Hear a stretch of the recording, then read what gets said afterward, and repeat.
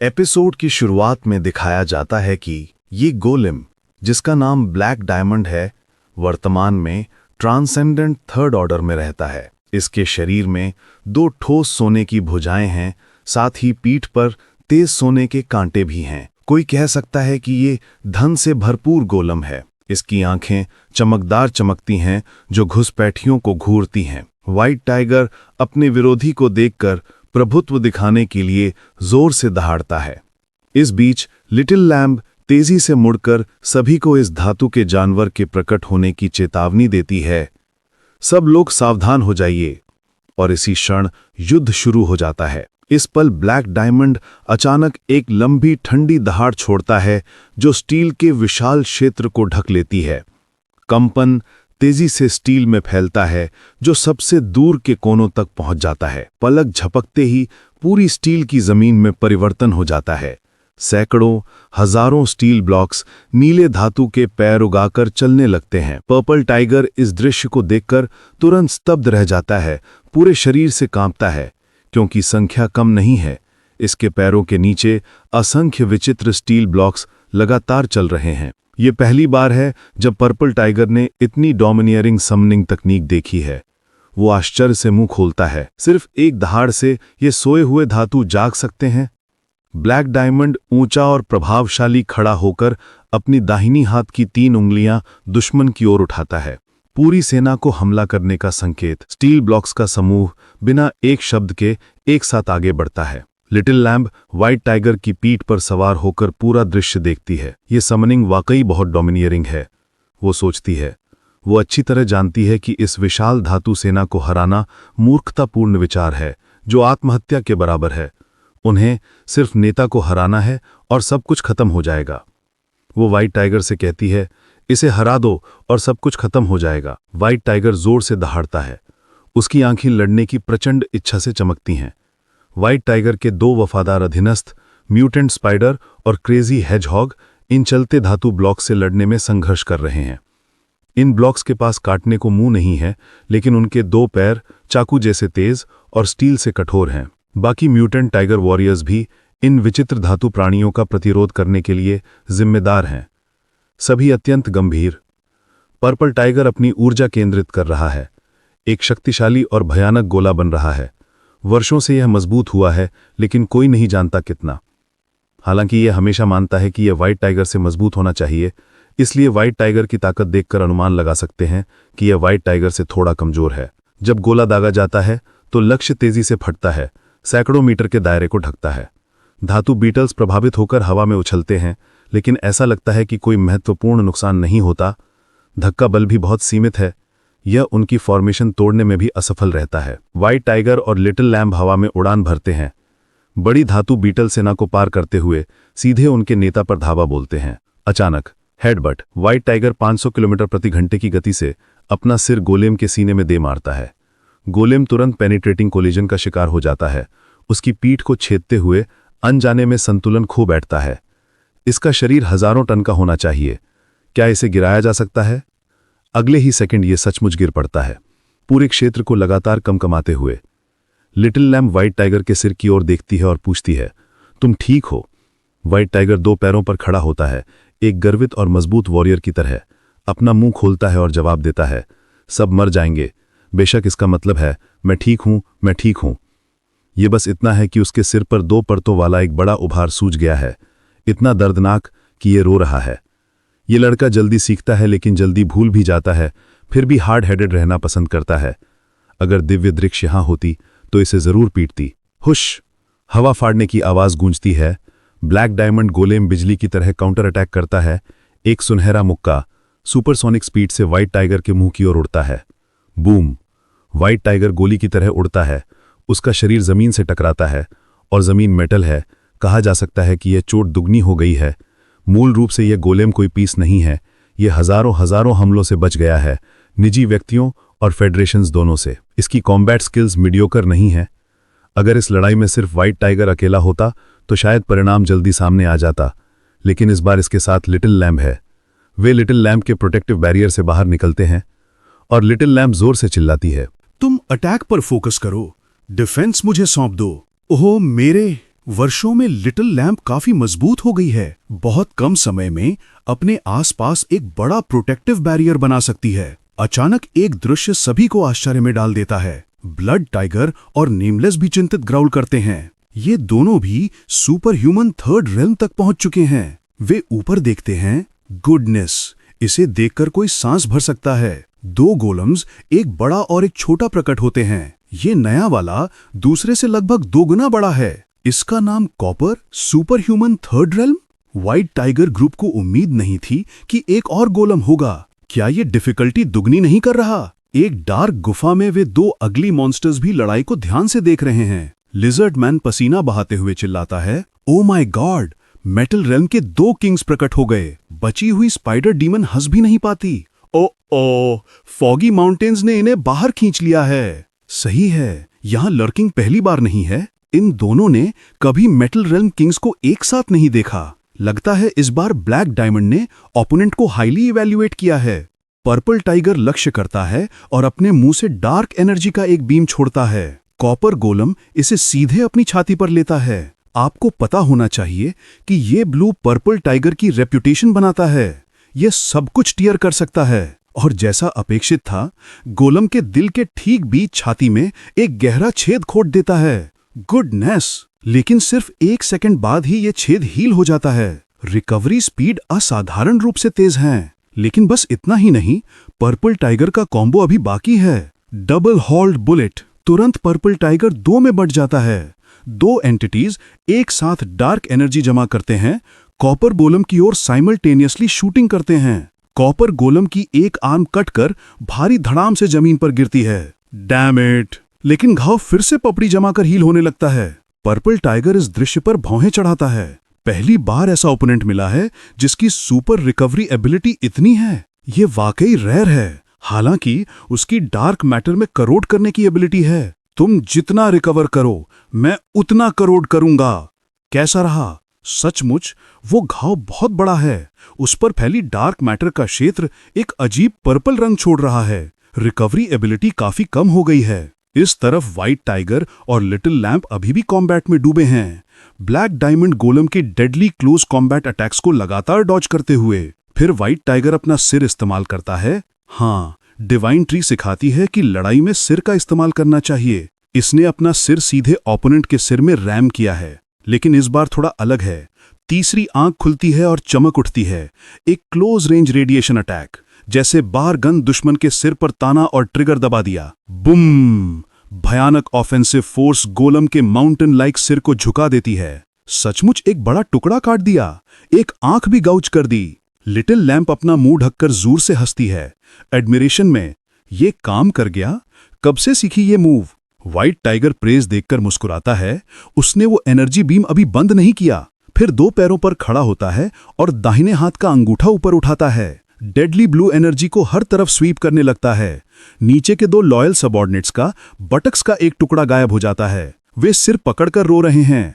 उन्हें मानसिक रूप से तैयार रहना चाहिए था कि एक दिन इस बिग ब्रदर से मर जाएंगे। लिटिल लैम्प तुरंत डबल ड्रैगन किक करती है। व्हाइट टाइगर का मुंह दूर धकेलती है। गुस्से में चिल्लाती है, अपने टीममेट्स की तरफ मत देखो, तू उन्हें मार डालेगा। अब लिटिल लैम्प समझती है कि 9 टेल बिग सिस्टर इस लड़के को इंपॉर्टेंट मिशंस में क्यों नहीं जाने देती। लिटिल लैम्प आगे कहती है, अब समय बर्बाद मत करो, जल्दी दुश्मन को डिस्ट्रॉय करो। कहकर लिटिल लैम्प अपनी डिवाइन आईज खोलती है ट्रेजर्स खोजने के लिए। एक पेल पिंक आंखें सब कुछ वैल्यूएबल देख सकती हैं। यही वजह है कि डिवाइन ट्री ने इसे इस इंपॉर्टेंट मिशन में भेजा। लिटिल लैम्प की नजरों में ब्लैक डायमंड गोलम के शरीर में छिपी एक फेंट गोल्डन लाइट स्फीयर उजागर हो जाती है। वो खुशी से चिल्लाती है, आहा, यही है, उसका हार्ट बाएं शोल्डर में है, वहां अटैक करो। कांसिया गोलम स्थिर खड़ा था, जमीन पर, मानो अपनी चोट ठीक होने की प्रतीक्षा कर रहा हो। उसके दाहिने हाथ के नुकसान से उसका संतुलन बिगड़ जाएगा और उसकी युद्ध क्षमताओं पर बहुत असर पड़ेगा। ये देखकर बाघ भी स्थिर खड़ा रहा, चाहता था कि वो अपनी डार्क मैटर की संक्षारक एबिलिटी की प्रभावशीलता पर नजर रखे, देखे कि उसकी कोरोजन स्किल मजबूत है या कांसीय गोलेम की हीलिंग एबिलिटी। बैंगनी बाघ ने एक चालाक मुस्कान दिखाई। आखिरकार कांसीय गोलेम ठीक नहीं हो सका। ये समस्या हल हो गई लग रही थी। इस तरफ सफेद बाघ ने पूरी ताकत लगा दी। उसका मुंह चौड़ा खुला और उसकी तीसरी आंख भी चौड़ी खुली, एक साथ स्पिरिचुअल पावर इकट्ठा करते हुए। फिर दो शक्तिशाली हमले एक साथ छोड़े। मुख्य लक्ष्य था काले हीरे के गोलम का बायां कंधा। तीसरी आंख से निकली स्पिरिचुअल पावर की किरण ड्रिल बिट की तरह सक्रिय थी, जबकि सफेद बाघ के मुंह से निकला हमला ड्रिल की तरह ड्राइविंग फोर्स प्रदान कर रहा था। सफलतापूर्वक काले हीरे गोलम के शरीर का एक बड़ा टुकड़ा उड़ा दिया। सफेद बाघ धीरे धीरे आगे बढ़ा, जबकि दूसरा गोलम लड़खड़ाते हुए पीछे हटा, जमीन पर गड़गड़ाहट की आवाज पैदा करते हुए। लौह क्षेत्र के दोनों राजा पराजित हो चुके थे। अब उन्हें इकट्ठा करने का समय था। अंधेरी गुफा में दो मॉन्स्टर इस दृश्य को देख रहे थे। एक चिल्लाया, उन्होंने जीत लिया, लेकिन दूसरा अभी भी पसीना बहाते हुए उसे जल्दी से रोका। अभी नहीं, क्योंकि वो विचित्र दृश्य अभी भी हो रहा था। भले ही दो गोलेम पराजित हो चुके थे, धातु कीड़ों का झुंड अभी भी आक्रमणकारियों के खिलाफ हताशा से लड़ रहा था। इतना ही नहीं, जागृत धातुओं की संख्या बढ़ रही थी, विशाल और लहराती हुई, ज्वार की तरह माउंटेन बीस्ट की ओर दौड़ती हुई और पागलों की तरह हमला करती हुई। छिपकली जैसे मॉन्स्टर ने अपनी शंका व्यक्त की, शायद इस धातु कीड़ों के झुंड को कमान देने वाले ये दो गोलम नहीं, बल्कि कुछ गहराई में है। इसी क्षण गहराई में भूमिगत एक विचित्र आंख खुली, जैसे 3 स्तरीय लैंप चमकदार प्रकाश उत्सर्जित करती हुई। लेकिन छिपकली ने देखा कि अब दोनों पक्ष आपस में घायल हो चुके थे, दोनों को भारी नुकसान हुआ था। ये लूट का माल खाने के लिए झपटने का सही समय था। उनका लक्ष्य था कांस्य गोलम को जिंदा पकड़ना, स्पेशल टनलिंग तकनीकों का उपयोग करके इसे दूसरे महाद्वीप में ले जाना। मकड़ी डीमन ने यह सुनकर ताली बजाई, वाह, ये विचार बुरा नहीं है, चलो आगे बढ़ें। लेकिन अचानक उनके पीछे से एक दृढ़ आवाज गूंजी, तो फिर तुम लोग इसे अंजाम देने के लिए दृढ़ संकल्पित हो? ये चिंगचांग पृथ्वीवासी था, जो यहां लंबे समय से छिपा हुआ था। इस युद्ध में पृथ्वीवासी मिस्टी माउंटेन सेना के लिए रियर गार्ड के रूप में काम कर रहे थे, क्योंकि सभी पिछली लड़ाइयों में वे बहुत बार अचानक पकड़े गए थे, क्या नहीं? चिंगचांग ने अपना बायां हाथ उठाया और पृथ्वी अचानक ऊंची कांटेदार झाड़ियां उगाईं। 10 मीटर ऊंची इन दो विचित्रों के शरीरों को कसकर लपेटते हुए, कसकर बांधते हुए, लेकिन ये कांटे स्टील के बने लग रहे थे। दो विचित्र हक्के बक्के रह गए, समझ नहीं पा रहे थे कि क्या हो रहा है। उनके शरीर की मांसपेशियां और हड्डियां इतनी कसकर निचोड़ी जा रही थीं कि सांस नहीं ले पा रहे थे। दर्द उनके दिल और जिगर को छलनी कर रहा था। वे केवल एक वाक्य हांफते हुए निकाल सके, ये बुरा है। चिंगचैंग का चेहरा बर्फ की तरह ठंडा था। ये दो बदबूदार चींटियां भी यहां छिपकर लूट खाने की हिम्मत कर रही थीं। चिंगचांग ने दोनों विचित्रों को कसकर निचोड़ा। हड्डियों के टूटने की आवाज लगातार आ रही थी। इस तरह रियर अब सुरक्षित था। अब बस इंतजार था इस तरफ सफेद बाघ टीम के लिए। म्यूटेंट बाघ सेना जोर से दहाड़ी, क्योंकि जमीन जोरदार तरीके से हिल रही थी। उन्हें लगा कुछ अजीब और भयानक होने वाला है। वाकई सिर्फ 1 सेकंड बाद धातु की जमीन अचानक फट गई। बड़े बड़े टुकड़े उभर आए, जैसे नीचे से कुछ जोरदार तरीके से सतह पर आ रहा हो। चिंगचांग ने यह दृश्य देखकर पूरी तरह सदमा पहुंचा। यहां तक कि धातु माउंटेन भी फट गई और ढह गई। फिर एक विचित्र रूप से विशाल आकृति वाकई सतह पर उभरी। इसका शरीर गर्म लावा जैसे नारंगी नसों से ढका हुआ था। ये धीरे धीरे 2 गोलम राजाओं के पीछे प्रकट हुआ। इसका शरीर बड़ा होता जा रहा था और भी अधिक विशाल होता जा रहा था। कोई नहीं जानता था कि ये कितना ऊंचा है, बस इतना पता था कि ये अभी पूरी तरह उभरा भी नहीं था। लिटिल लैम ने इस सुपर जायंट मॉन्स्टर को डरते हुए देखा। ये इतना भारी था, सोच रही थी कि उन्होंने जीत लिया, लेकिन एक फाइनल बॉस प्रकट हुआ। इस बॉस मॉन्स्टर का शरीर काला और सुनहरी भूरे रंग का था, जिसमें पिघले लावा की नसें अव्यवस्थित रूप से दौड़ रही थीं। ये ज्वलंत लावा के एक विशाल ब्लॉक से कम कुछ नहीं लग रहा था, बस ये जिंदा था। तुलनात्मक रूप से इसका शरीर 2 गोलमों से 100 गुना बड़ा था। सचमुच एक आपदा स्तर का बीस्ट। सफेद बाघ केवल ऊपर देख सकते थे, और भले ही उनकी दृष्टि अच्छी न हो, वे इसका चेहरा स्पष्ट नहीं देख पा रहे थे, क्योंकि ये बहुत ऊंचा था। फाइनल बॉस ने अपने घिनौने चेहरे से डराने के लिए दहाड़ना शुरू कर दिया। बहरा करने वाली आवाज पूरे आकाश को गूंज और हिलाती हुई। छिपकली आदमी ने यह दृश्य देखकर जोर से कोसा, पूर्वज जाग गया है। बेशक ये धातु का प्रोजेनेटर था, धातु पर सर्वोच्च अधिकार रखने वाला, लेकिन चिंगचांग, जो नेचुरल ईमानदार था, सोचा कि ये आदमी वाकई उसका प्रोजेनेटर है। उसका चेहरा पूरी तरह हक्का बक्का, जैसे वो स्तब्धित हो गया हो। माय गॉड, क्या दुनिया में इतना बड़ा टुकड़ा है? मजाक मत करो, ये कैसे हो सकता है? अगर ये सच है तो इस टुकड़े को निकालने वाला टाइटन्स का प्रोजेनेटर होना चाहिए और मुझे गंभीर कब्ज होना चाहिए। लावा मॉन्स्टर ने आक्रमणकारियों का सामना किया और जोर से दहाड़ा, औपचारिक रूप से उन पर युद्ध की घोषणा कर दी। सफेद बाघ और बैंगनी बाघ ने ज्यादा कुछ नहीं कहा, वे एक साथ दौड़े, एक ऊपर से और एक नीचे से, संयुक्त रूप से अपनी स्पिरिचुअल पावर लावा मॉन्स्टर की ओर छोड़ी। मुख्य लक्ष्य था इसका दिल, लेकिन दुर्भाग्य से ये हमला कहीं और विक्षेपित हो गया। स्पष्ट रूप से इसके शरीर को भेद नहीं पाया, एक खरोंच भी नहीं लगी, बस दो छोटे धुएं के गुब्बारे उठे। दोनों बाघ ये देखकर चौंक गए, उनकी आंखें फटी की फटी और मुंह चौड़े खुले। इसे कैसे लड़ें? लिटिल लैम्प का चेहरा राख जैसा हो गया, क्योंकि उसने महसूस किया कि इस प्राणी और उनके बीच स्तर का अंतर बहुत बड़ा है। विजय की बिल्कुल कोई संभावना नहीं थी। भले ही वे इसके शरीर के अंदर इसका दिल ढूंढ लें, लेकिन वे इसकी त्वचा को थोड़ा भी खरोच नहीं पा रहे थे। तो दिल ढूंढने का क्या फायदा? इसी क्षण लावा मॉन्स्टर का विशाल मुंह चौड़ा होने लगा, जैसे एक ज्वालामुखी जिसमें से एक ज्वलंत गोल्डन गेंद लगातार घूमती और चीखती हुई निकली। लिटिल लैम्प मुड़ी और चिल्लाई, सब लोग पीछे हटो। लेकिन क्या समय पर होगा? अगले ही सेकंड एक विशाल चमकदार सुनहरा ऊर्जा बीम उतरा। सफेद बाघ और बैंगनी बाघ केवल खाली नजरों से देखते रह गए। सुनहरी रोशनी जमीन पर एक विशाल आरी की तरह चली, नीचे की धरती को गहराई तक काटते हुए। लाखों लड़ते मॉन्स्टर, जिनमें धातु बीटल्स की बहुसंख्यक शामिल थीं, धुएं में बदल गए। जमीन पर पीछे रह गया एक सीधा गहरा खाई, सैकड़ों मीटर गहरा। स्तब्धित साई इस खाई के किनारे पर खड़ा हुआ, नीचे देखता हुआ, और तल न दिखाई देना। उसका पूरा शरीर कांप रहा था, हक्का बक्का, और समझ नहीं पा रहा था कि क्या हुआ। इस तरफ म्यूटेंट मकड़ी पहले ही जमीन पर ढह गई थी। वायुसेना बमबारी से ऐपे न बचे सैनिक की मुद्रा में पसीना बहा रहा था और उसकी पैंट भिगो रहा था। वे विलाप कर रहा था, क्या हम अभी भी जीत सकते हैं? लेकिन सफेद बाघ और बैंगनी बाघ अभी भी बहादुरी से आगे बढ़े।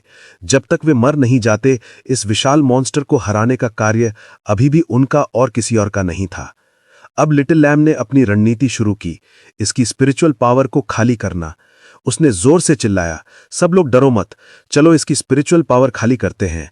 अगर इसकी स्पिरिचुअल पावर नहीं रही तो ये बस स्क्रैप मेटल का ढेर है। ऐसा कहते हुए वे वास्तव में खुद भी टोह लगा रहे थे, क्योंकि उन्हें इस आदमी की शक्ति के बारे में कुछ नहीं पता था, ना ही इसके डरावनी स्पिरिचुअल पावर के अलावा कितनी डिवाइन पावर्स थीं। ये मौत की तलाश करने से ज्यादा कुछ नहीं था। अचानक एक परिचित आवाज गूंजी, ठीक है, तुम लोग पीछे हट जाओ। लिटिल लैम्प आश्चर्य से मुड़ी। ये मालिक था। विशाल दिव्य वृक्ष एक जायंट ट्री मैन के रूप में उनके पीछे से आगे बढ़ रहा था। लगता था कि दिव्य वृक्ष भी एक्शन के लिए उत्सुक था। ये लंबे समय से पूरे युद्ध प्रक्रिया का निरीक्षण कर रहा था।